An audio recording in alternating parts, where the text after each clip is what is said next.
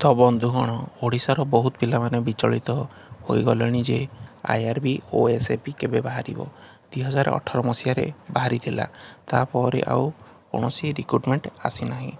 IRB and OSAPର ଦୁଇଟା ଯାକର preparation କରୁଥିଲେ ତ ଭିଡ଼ିଓକୁ କମ୍ପ୍ଲିଟଲି ଦେଖିବେ।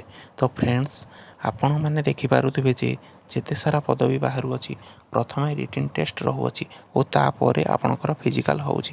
ଫିଜିକାଲରେ ମାର୍କ ନାହିଁ ତ ବହୁତ ପିଲାମାନେ ଟେନସନ୍ ହୋଇଯାଇଛନ୍ତି ଆମର IRB ଓ SAP ରିକ୍ରୁଟମେଣ୍ଟ କେମିତି ଆସିବ ଓ କେଉଁ ପ୍ରକାରରେ ହେବ।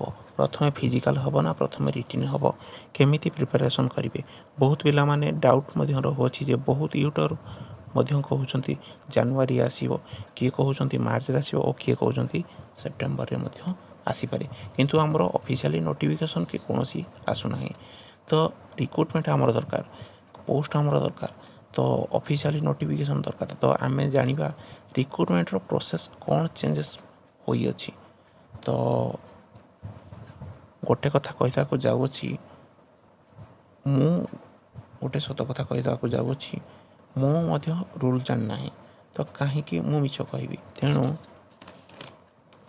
ଭିଡ଼ିଓକୁ ଭଲ ଲାଗିଲେ ଲାଇକ୍ ଓ ସେୟାର କରିନେବେ ଓ ସବସ୍କ୍ରାଇବ୍ ମଧ୍ୟ କରିନେବେ। ତ ଭିଡ଼ିଓକୁ ଆମେ ଷ୍ଟାର୍ଟ କରିନେବା। ତ ବହୁତ ପିଲା ପଚାରୁଛନ୍ତି ଯେ କେମିତି ଆମେ ପ୍ରିପାରେସନ୍ କରିବୁ। ତ ମୁଁ ଏଇଠି କହିଦେଉଛି ଯେ ପ୍ରଥମେ ରିଟିନ୍ ଟେଷ୍ଟ ପାଇଁ ପ୍ରିପାରେସନ୍ କରନ୍ତୁ, କାରଣ ଆମର ଯେଉଁ କମ୍ୟୁନିକେସନ୍ ବାହାରିଥିଲା ସେହି ଆଧାରରେ ପ୍ରଥମେ ରିଟିନ୍ ଟେଷ୍ଟ ହୋଇଥିଲା ଓ ତାପରେ ଫିଜିକାଲ୍ ଟେଷ୍ଟ ହୋଇଥିଲା। ସେଥିପାଇଁ ଆଜିଠୁ ଆପଣ ପ୍ରଥମେ ରିଟିନ୍ ଟେଷ୍ଟ ପାଇଁ ପ୍ରିପାରେସନ୍ କରନ୍ତୁ, ବୁଝିପାରିଲେ। ତ ଯେଉଁ ପାଠ ବି ଆପଣ ପଢ଼ୁଛନ୍ତି ସେହି ପାଠ ବି ଆପଣ ଆମର 2023ରେ ଯେଉଁ SSC GD ବାହାରିବାକୁ ଯାଉଅଛି, ଆପଣ ନିଜେ ବି ଚେକ୍ କରିପାରିବେ।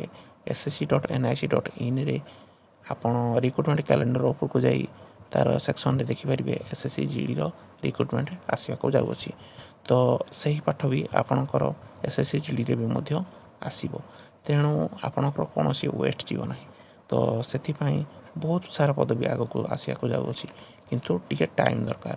ସେଥିପାଇଁ IRB ଓ SAP ବାହାରିବ ବି, କିନ୍ତୁ ଟାଇମ୍ ଦରକାର। ସେଥିପାଇଁ ମୁଁ ଆପଣଙ୍କୁ କହୁଅଛି ଆପଣ ଭଲସେ ପ୍ରିପାରେସନ୍ କରନ୍ତୁ ରିଟିନ୍ ଟେଷ୍ଟ ପାଇଁ।